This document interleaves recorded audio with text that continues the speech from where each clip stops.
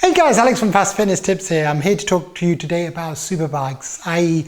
should you spend that wad of cash you've got in the bank that's sitting there on a superbike in these days of like cutbacks, austerity, global crisis? Is this a really good time to spend? And what is the headline rate on these bikes? I mean, every year we get these bikes at 10,000, 11,000, 12,000. That seems to be the kind of headline now that goes with almost every major brand.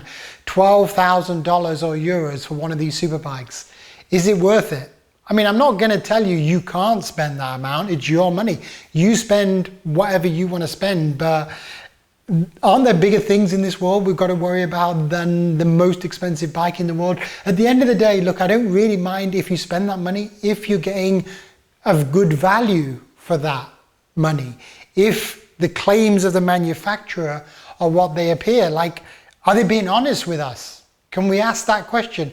Are the manufacturers being honest with us? What do we know about these headlines that they come out with? Look at the headline from BMC. 2021 Team Machine 01011011.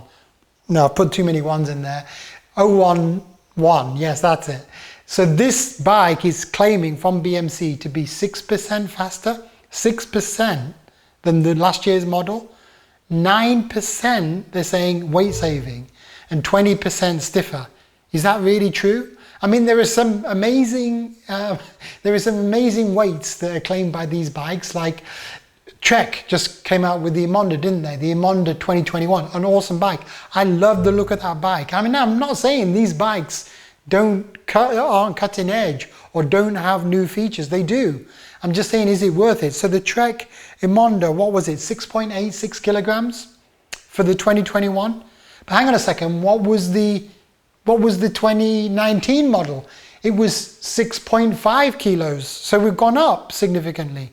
All right. What about Specialized? Specialized have just launched this week the SL7, Tarmac SL7. They've undercut the Emonda. It's coming in at 6.78 kilos. So it's stealing the crown from the Emonda.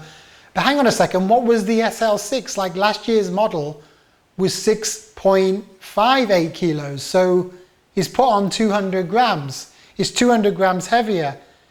There's no wonder that Ronan McLaughlin just got the world record for Everesting, not on the SL7, but on the SL6. The SL6 was good enough for him to set a world record. So if he can hit a world record on the SL6, not the SL7, the SL6 is not a bad bike. Do we really need to spend another $12,000 this year? How much are we going to get back for our SL6 on last year's model? So hang on, let's come back to their claims. Okay, so I really like this claim from BMC. 6% faster, right? So how much faster would a bike be? Just think about this for a second. If you lined up by average all like $5,000 bikes, that's expensive enough, surely. And then you lined up all $10,000 bikes, how much would that, I'm going to call it mid-price bike, be? How much faster would it be compared to the 10,000? Well, we've got to acknowledge the $10,000 bike is better. It is faster. There are some improvement. It is fractionally lighter. It is probably more aero. It is cutting edge. But how much more? Well, if you're a 200 watt rider, the answer is about 1 kilometer per hour. And if you're a 400 watt rider, it's around 1 mile per hour. The difference between a $10,000 bike and 5,000. How do I know it? Because we've had loads of tests of rubbish bike versus mid-pack bike versus superbike. The one I want you to look up, if you can be bothered, is our friend VC Cyclist. He's done an awesome video on that topic. So that data and wind tunnel data and other data is showing that that's the average figure. But what about if you want to compare them head to head? Like, why not take the SL6 from Specialized and then the SL7 and compare them head to head? And sure enough, they've done it. Specialized have done it. And the answer is 45 seconds. 45 seconds what? Okay, dig into the stats a second. 45 seconds is the difference between those two bikes on a 40 kilometer ride at what speed? 50 kilometers per hour. That is a hell of a speed for a road bike. But okay, What does that mean? It means the difference between those two bikes, the SL7, this year's cutting edge $12,000 superbike, and last year's SL6 is around about 16 watts at 50 kilometers an hour. But what is it at 40 kilometers an hour? 6 watts, guys. That translates into 6 watts at 40 kilometers an hour. And at 30 kilometers an hour, like my normal speed, 2 watts. The difference between the SL7 and the SL6 is only 2 watts. So I'll tell you what also is a 2 watt difference. I'll tell you what also saves 45 seconds. And I'll show you how to save 45 seconds off my bike, which is right behind me here, the Boardman SLR 9.4. How do I save 45 seconds off that 40k course? Easy. That is the difference. Take that, the water bottle, off your bike. There it is. Take that water bottle off your bike and you have converted statistically your bike from a regular, let's say mid-pack bike, to a super bike. That is the equivalent to the difference. Boom, guys. That is unbelievable.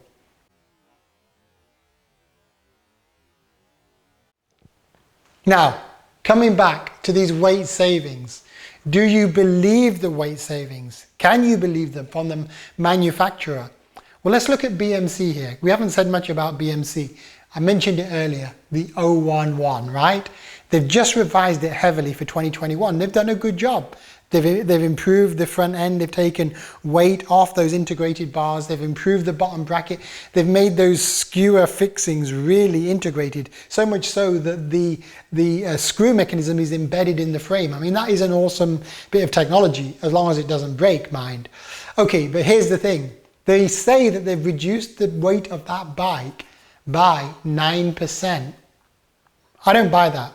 9%. Well, last year's model was 7 kilos. It's not a heavy bike, but slightly on the heavy side compared to the 2021 models. And they're bringing that down to 6.5? Okay, well that's not 9%, is it? That's not a 9%. What's that? 6%? 6% difference? Okay, let's be fair.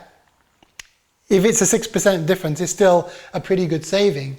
But it turns out that when you weigh those bikes, and 2 bike magazines have done it, that 6.5 kilo weight is not achievable for your regular bike. That's on the smallest possible frame.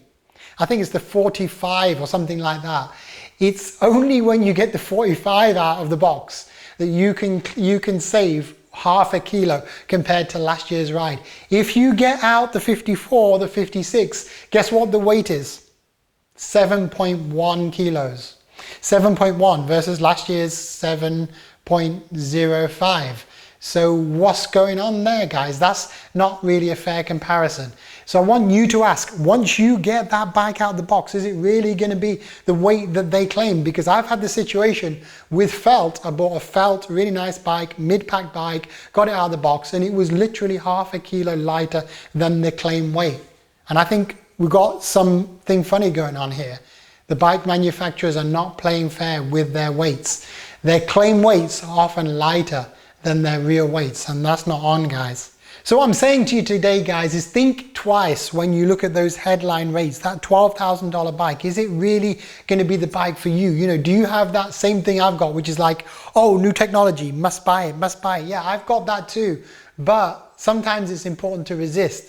And their claims, like this 6% faster claim, that's not the actual speed you're going to get compared to last year's equivalent model.